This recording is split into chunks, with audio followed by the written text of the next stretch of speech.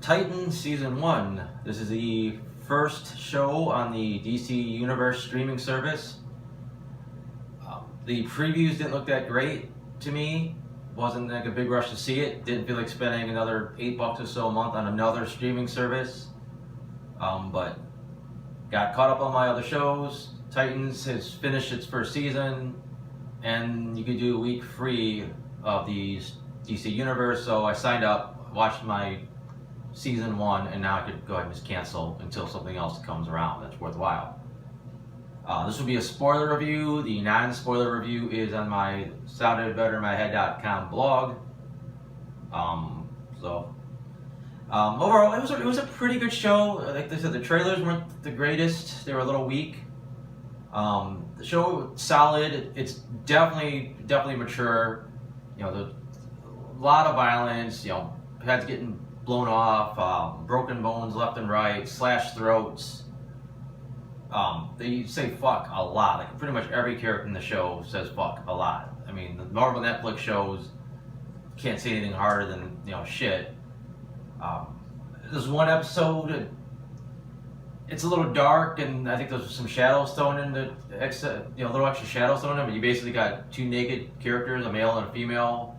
You see both their butts, and I don't know if you can see the girl's boobs or not. It's kind of dark, and I'm watching on a laptop, but it's not. The show's not for kids. This is what I'm trying to get at. But it works for the show. They're telling a darker story, a more mature story. I think it works. Luckily, you get a little levity from Gar. You know, he's like your humorous character, which he tends to be in the books. That works. Raven being younger than everybody kind of helps balance things out too. There's a lot of stuff that feels shoehorned in. Like, I love including other superheroes into my superhero shows. You know, it's what makes them fun. But some of the stuff doesn't seem to fit this show's narrative. Like the Doom Patrol episode, it was cool seeing these characters, but they were so unimportant to everything else going on in the show. And they were pretty much seen like they were only there because the Doom Patrol is getting a show next, which I believe is in February.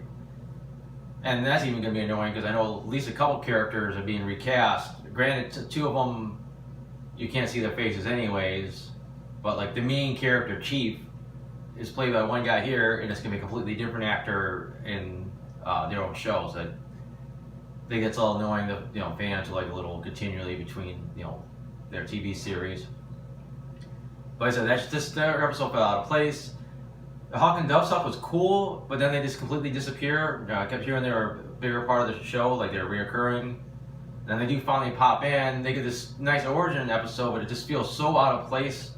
You know, where they put it in, it's like this stuff's going off to the side, and suddenly here's this random Hawk and Dove episode, and then it looks like at least they're going to tie it into something, and then it gets dropped off. You got Raven keeps poking her head in these mirrors, trying to get them, telling them they got to get Jason Todd, and it seems to have nothing to do with anything going on this season. Like I say in my other review, I think the Jason Todd stuff and the Donna Troy stuff works great because they both have connections to both Dick Grayson and the Titans. I think the replacement Robin storyline works great for what they're trying to tell for Dick right now. And the Donna Troy thing's this nice compliment to, you know, the Titans stuff and Dick's character as well. Just, you know, someone from his past, like another former sidekick. So I thought, you know, those both worked well. Plus, it was nice that Donna Troy wasn't just a one and done. I thought he was going to visit her, and then we wouldn't see her again. But she actually pretty much finishes off the season, which is cool. We got to see her magic lasso. Tons of name dropping for DC stuff. They mentioned the Justice League, they mentioned Batman, they mentioned Superman, they mentioned Wonder Woman. So it's cool knowing that these characters are out there, but the other side of that is you're probably not going to get to see any of them, which is always disappointing. You know, it's bad enough like watching Agents of S.H.I.E.L.D. They can mention Iron Man every week, but you know he's not going to appear. But same thing with these shows, is they're mentioning the big three, and it makes it worse. Is Batman's constant, man. Almost every episode, Bruce Wayne, Batman. One version of that character is name dropped, and we see just body doubles of Bruce Wayne from behind a couple times. You know, Bruce Wayne's hand one time, a flashback, and then the big final episode. go to Gotham, even though it's basically a dream sequence, you get Batman, but basically a couple different stuntmen in the costume. You barely get to see the costume. It's out of focus. It's out of frame. You get no good looks at him. He doesn't talk. And it's like I said, it reminded me a little bit of Supergirl season 1, where Superman was always in the background, or you just missed seeing his face, or the sun would be behind him, and he was like a silhouette. And they did one episode you saw his boots. They did everything they could to have him there, but not show him. And it's almost to this point with Batman and Titans. They either got to drop him in the future, or they're gonna have to show him. I mean, there's no two ways around it at this point. But like I said, the story was simple. It was actually a little more straightforward than I thought. Although those twists and turns,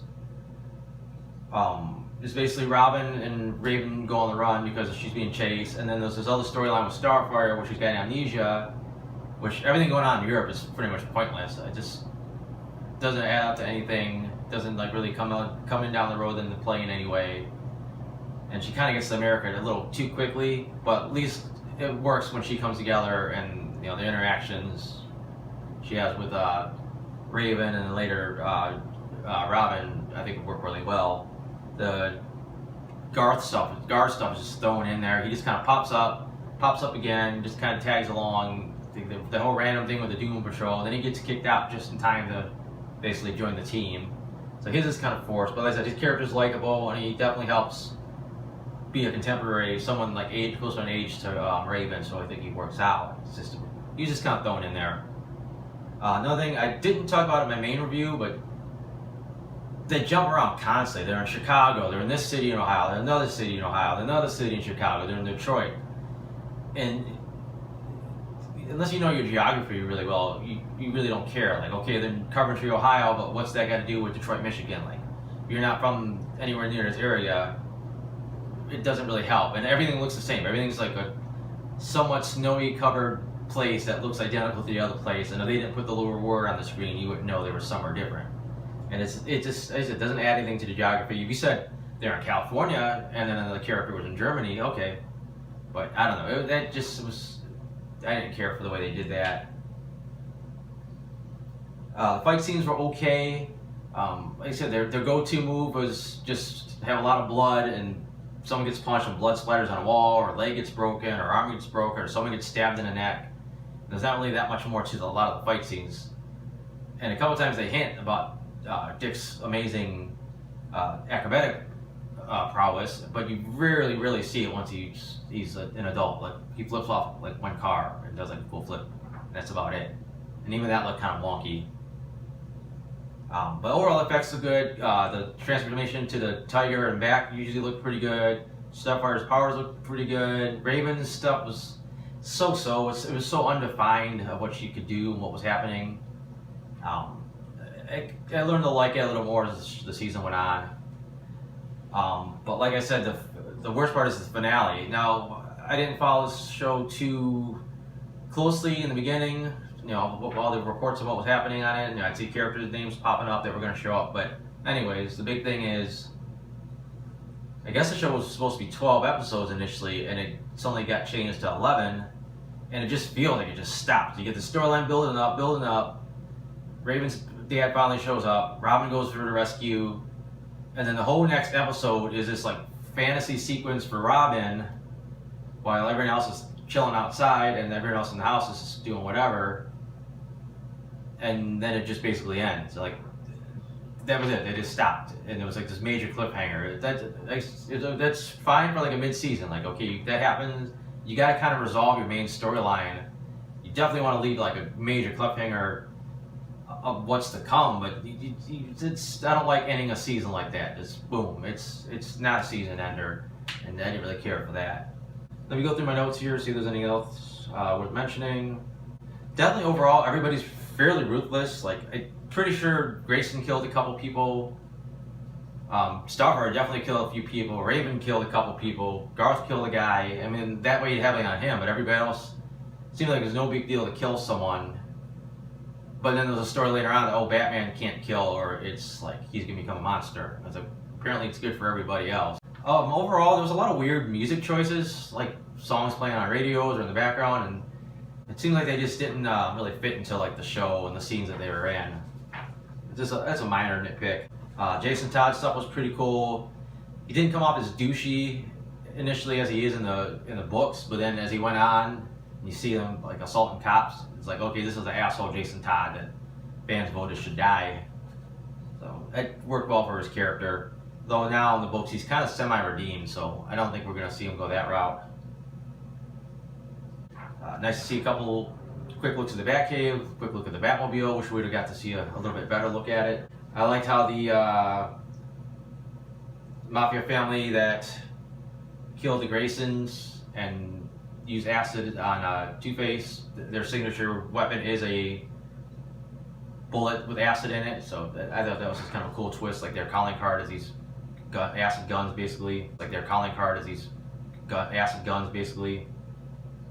There was a weird point where Raven wants to go to the asylum to see her mom's there, and instead of giving these guys 5 minutes to check out the security, she runs off with Gar and gets captured. But it's pretty irrelevant because then they all would have got captured. It looks like they just walked into a trap anyways. A little weird what they did with the original Dove, but you know, the first version of Hawk and Dove, the whole weird pedophilia angle. I don't know if that's tied into their real origins in any way, shape, or form. I can't imagine it is, but it was a unique way of doing it.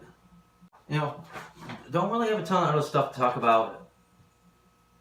I said it was a solid season. I gave it 3.5 out of 5. Just felt like something was missing that could have took it up a notch. I think a lot of people have been rating it higher than I would. I think a lot of people are giving it a lot of people have been saying it's better than everything on TV right now as far as superhero goes. I wouldn't go that far. I'm not as big of a DC head as I am a Marvel head, so some of the references aren't gonna like blow me away as much as like others. But like I said, I enjoyed it. I think it's worth checking out, but it's definitely adult. If you're letting your kids watch it, this is an R-rated show. You know, I said sex and violence and cussing and possibly some nudity. So yeah, you know, let your kids watch it at your discretion. So thanks for watching, and that's about it.